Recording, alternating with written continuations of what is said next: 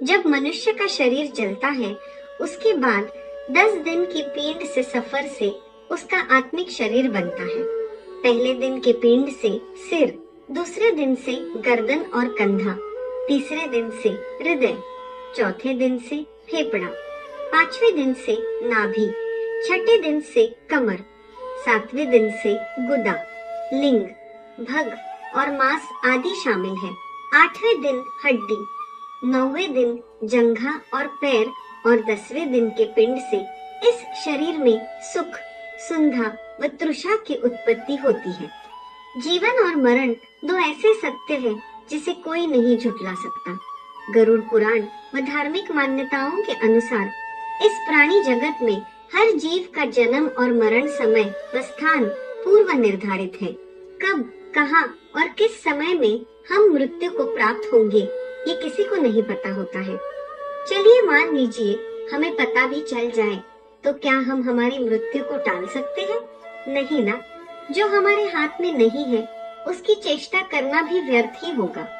इसका एक उदाहरण इससे जुड़ी एक पौराणिक प्रसंग के द्वारा आपके सामने व्यक्त करने की एक छोटी सी कोशिश है हमारी। दरअसल एक बार भगवान विष्णु अपने गरुड़ को लेकर वैकुंठ में भ्रमण कर रहे थे। तभी उन्हें हिमालय की ओर से माता पार्वती की जोर जोर से विलाप करने की आवाज आ रही थी, जिसे सुनकर भगवान विष्णु हिमालय की ओर चल दिए।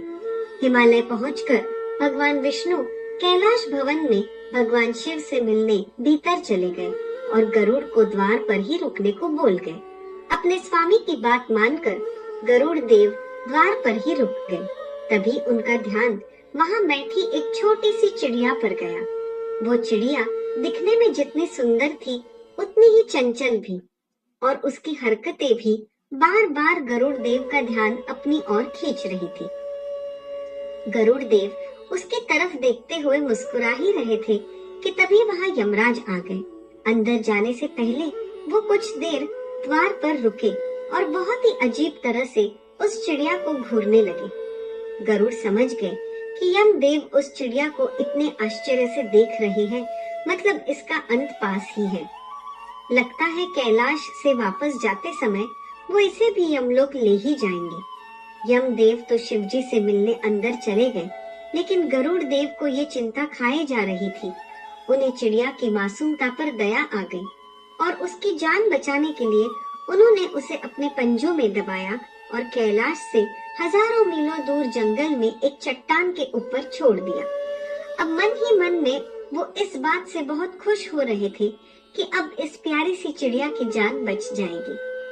गरुड़ देव वापस आए तो देखा यमराज कैलाश से वापस जा रहे हैं। उनसे रहा नहीं गया और उन्होंने यमदेव को रोककर उनसे पूछ ही लिया, प्रभु, आप उस मासूम चिड़िया को इतने आश्चर्य से क्यों देख रहे थे? यमदेव ने कहा, गरुड़, उस चिड़िया की मृत्यु निकट थी, पर वो कैलाश में नहीं, यहाँ से बहुत दूर एक जगह पर होनी थी। मैं यही सोच रहा था कि ये छोटी सी चिड़िया इतनी जल्दी उड़कर हजारों कोस दूर कैसे जाएगी, पर अब वो यहाँ नहीं है। इसका मतलब वो वहाँ पहुँच चुकी है जहाँ उसकी मृत्यु होनी थी, और अब तक उसकी मृत्यु हो भी चुकी होगी। गरुड़ देव को खुद के किए पर बहुत पछतावा हुआ, क्योंकि वो स्वयं उस चिड़िया को वहाँ छोड़कर आए थे। लेकिन वो इस बात से ये समझ चुके थे कि किसी भी जीव की मृत्यु का समय तो तय होता ही है, साथ ही उसका मरण स्थान भी पहले ही निश्चित हो चुका होता है, जिसका संपूर्ण सार हमें गरुड़ पुराण में सुनने को मिलता है। और ये जानने को मिलता है कि आप सबके साथ चतुराई कर सकते हैं, लेकिन मृत्यु के साथ